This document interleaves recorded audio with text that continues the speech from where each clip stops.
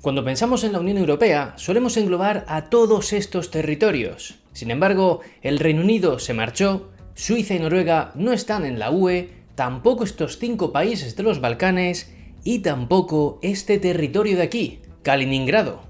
Este territorio, a diferencia de los que he mencionado, no se trata de un país, sino que es parte del territorio de Rusia. Eso sí, su peculiaridad es que se trata de un enclave en suelo europeo y que está rodeado por Polonia, miembro de la UE y de la OTAN, por Lituania, miembro de la UE y de la OTAN, y por el mar Báltico. Y claro, esta situación geográfica provoca que el abastecimiento de materiales y productos desde Rusia a Kaliningrado se haga a través de territorio bielorruso y lituano. Ahora bien, en los últimos días las tensiones en la zona han aumentado debido a que Lituania ha bloqueado el tránsito de mercancías hacia Kaliningrado. Y esto ha enfurecido a Rusia, quien ya ha amenazado con graves consecuencias para Lituania, lo que ha suscitado la idea de que pudiese estallar un nuevo conflicto en suelo europeo. Por tanto, como este enclave ha tomado mayor importancia desde que comenzó la invasión de Rusia a Ucrania, vamos a responder hoy a varias preguntas. ¿Por qué Lituania ha bloqueado el transporte de mercancías hacia Kaliningrado? ¿Podría ser esto causa suficiente para que se iniciase un conflicto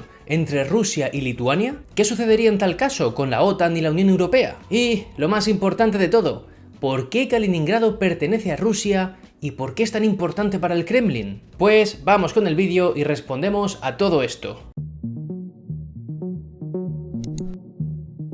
Actualmente Kaliningrado es el único territorio de Rusia que está separado del resto del país. Tiene poco más de 200 kilómetros cuadrados y alrededor de 1 millón de habitantes. Pero si queremos entender por qué este territorio pertenece a Rusia, tenemos que remontarnos a mitad del siglo pasado. En aquel entonces Kaliningrado no existía todavía y su actual territorio pertenecía a Prusia Oriental, que era la región más oriental de Alemania y con una economía sólida y próspera. Pero la cosa cambió tras el fin de la Segunda Guerra Mundial, donde Alemania fue derrotada y como consecuencia perdió parte de su territorio. Y entre otros, Alemania perdió Prusia Oriental, la cual se repartió a través del Acuerdo de Potsdam en agosto de 1945 entre Polonia, Lituania, que en aquel entonces era una república socialista de la Unión Soviética, y otra parte fue para Rusia.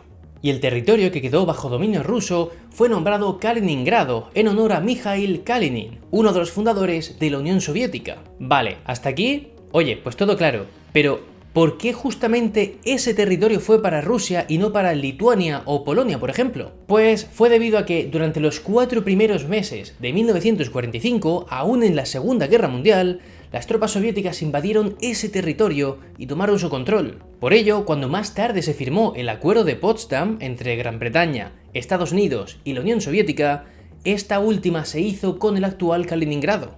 Y este territorio era, y es, muy estratégico para Rusia, ya que le aportaba y le aporta lo siguiente: un puerto cuyas aguas no se congelan, a diferencia del resto de puertos rusos como el de San Petersburgo, por ejemplo. Esto también le da poder geoestratégico en la zona del mar Báltico. De hecho, Rusia tiene allí la sede de su flota armada. Kaliningrado también le asegura a Rusia tener un lugar cerca de varios países europeos. Por eso militarizó enseguida esa zona, ya que un ataque desde allí sería más efectivo que si se lanzase desde Moscú, por ejemplo. Además, tras el fin de la URSS, de la influencia rusa sobre las repúblicas bálticas y tras la gran ampliación de la Unión Europea hacia el este, lo que supuso la entrada en la UE de países como Polonia o Lituania, Kaliningrado tomó un poder aún más especial, ya que fue como el pie que Rusia dejó metido dentro de la Unión Europea, pegado al curioso corredor de Suwałki como zona jugosa en caso de conflicto. Pero este asunto ya lo vimos en otro vídeo. De hecho, en ese vídeo ya os comenté que Kaliningrado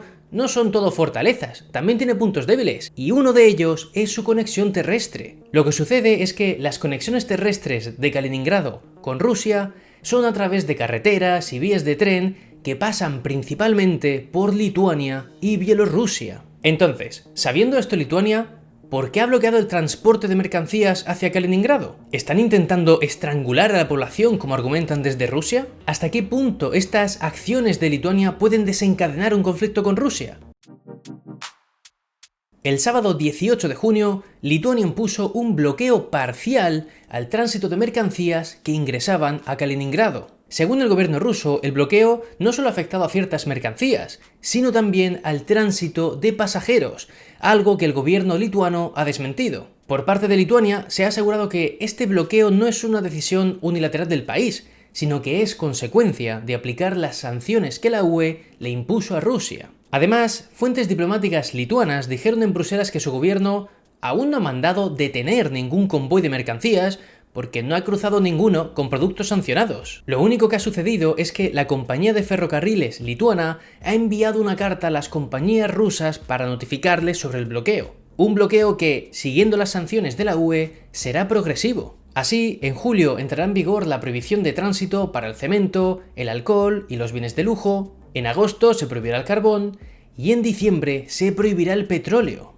Eso sí, esta explicación no evitó que Rusia llamase a consultas al embajador de la UE en Moscú para pedirle el fin de este bloqueo, y Rusia amenazó con medidas de respuesta que afectarán gravemente a la población lituana, aunque no especificaron cuáles. Además, el gobierno de Rusia ha calificado este bloqueo de mercancías como ilegal, ya que estaría violando un par de acuerdos, entre los cuales está el de asociación y cooperación entre Rusia y la UE. En ese acuerdo es donde se consagra el principio de libertad de tránsito, aunque lo cierto es que existe un artículo que permite que cada parte tome las medidas que considere para proteger sus intereses en materia de seguridad. Por tanto, con este bloqueo, según el gobernador de Kaliningrado, entre el 40 y 50% de los suministros que le llegan a través de Lituania podrían verse afectados. Así, la alternativa de Rusia para sortear este obstáculo será enviar por vía marítima las mercancías que están sujetas a las sanciones de la UE. Pero claro, esto hará que las mercancías tarden más en llegar y que también se encarezcan.